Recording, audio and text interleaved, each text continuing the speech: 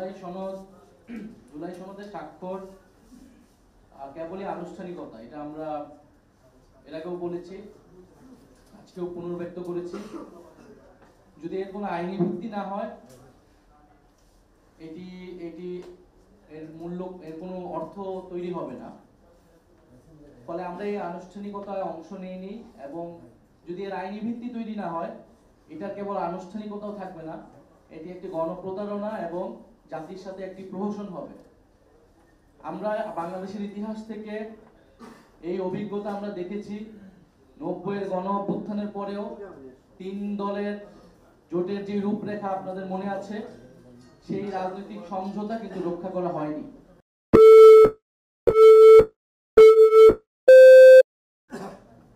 ফলে ফ্যাসিবাদ বিরোধী লড়াইয়ে যেই দলগুলা আমাদের সাথে ছিলেন, এটা তাদের প্রতি বিশ্বাস অবিশ্বাসের প্রশ্ন নয়, বরং একটি সংবিধানের মতো এত গুরুত্বপূর্ণ বিষয় আমরা যদি পরিবর্তন করতে চাই, তার অবশ্যই একটি আইনি ভিত্তি প্রয়োজন। এবং এই 72-এর সংবিধান যাতে পরিবর্তন না হয়, পুরনো ফ্যাসিস্ট কাঠামো যাতে রয়ে যায়, তার জন্য নানান অপচেষ্টা কিন্তু দেশের ভিতরে দেশের বাইরে থেকে করা হচ্ছে। কারণ বিগত ফ্যাসিস্ট কাঠামোর সুবিধাভোগী রয়েছে নানান জায়গায়, ফলে তাদের জায়গা থেকে সেই চাপটা অবশ্যই আছে। এবং আমরা মনে করি যে কিছু কিছু রাজনৈতিক দলও আপোষ করেছে বা সেই ফ্যাসিস্ট কাঠামোটাকে টিকিয়ে রাখতে, অক্ষুণ্ণ রাখতে চেষ্টা করেছে নানাভাবে।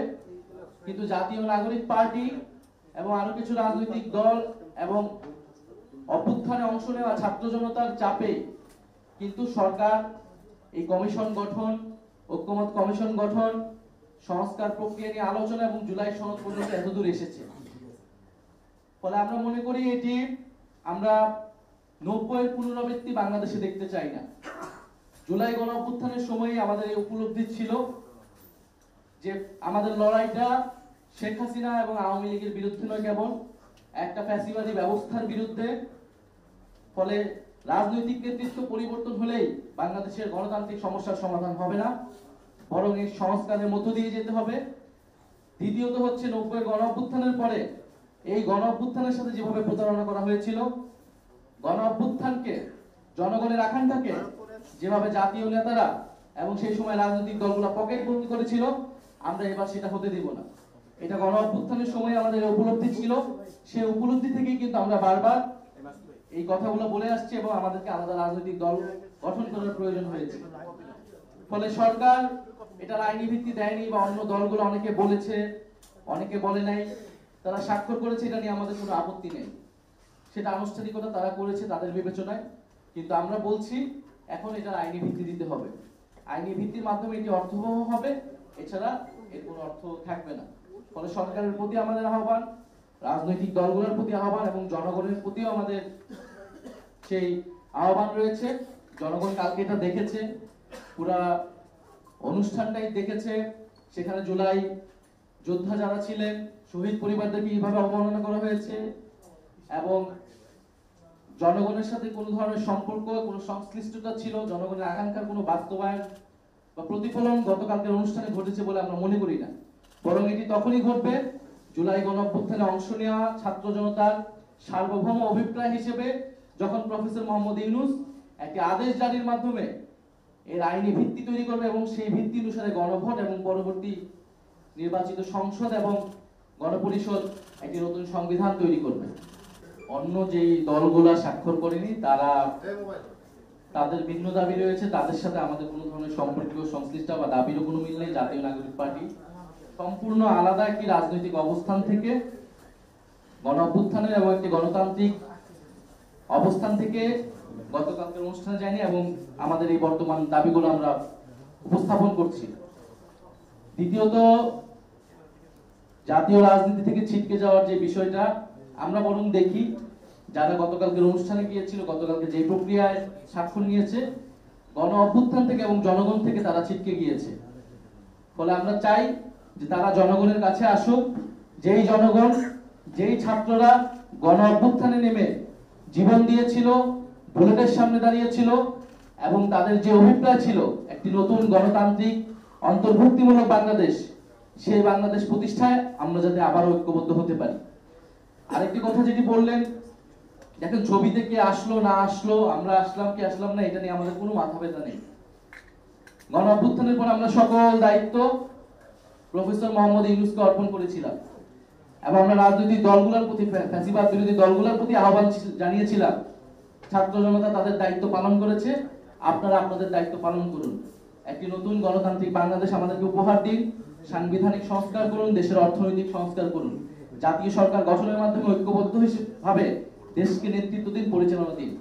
তারা আমাদের সেই প্রস্তাব ফিরিয়ে দিয়েছিলেন বলে আমাদেরকে সরকারে প্রবেশ করতে হয়েছিল, পরবর্তীতে রাজনৈতিক দল গঠন করতে হয়েছিল। ফলে আমরা এখনো যেটা মনে করি যে সবচেয়ে গুরুত্বপূর্ণ হচ্ছে যে আপনি যে নতুন বাংলাদেশের কথা আমরা বলছি, সেই বাংলাদেশ কোন প্রক্রিয়ায় তৈরি হওয়া আসলেই সম্ভব, সেই জায়গায় ঐক্যবদ্ধ হওয়া, সেই জায়গায় কাজ করা, সেই জায়গায় যে কোনো রাজনৈতিক দল সরকার যদি এগিয়ে আসে আমরা তাদের সমর্থন জানাবো, আমরা তাদের সাথে থাকবো। কিন্তু কেউই যদি না থাকে আমরা এককভাবে আমাদের এই লড়াই চালিয়ে যাব।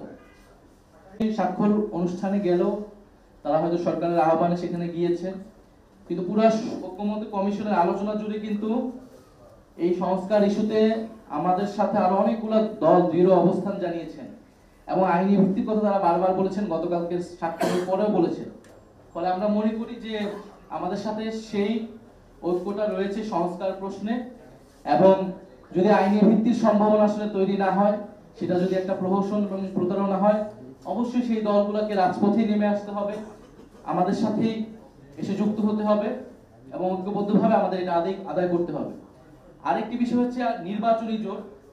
এটা হচ্ছে সংস্কার প্রক্রিয়া নিয়ে এক ধরনের অবস্থান, এক ধরনের ঐক্য অনৈক্য কিন্তু ছিল গত কয়েক মাস ধরে, কিন্তু নির্বাচন কিন্তু এর থেকে আলাদা। নির্বাচন যখন হবে, নির্বাচনী জোটের বিষয়টা হবে, সেটাকে আমরা আলাদা হিসেবেই বিবেচনা করছি, আলাদা হিসেবেই দেখছি।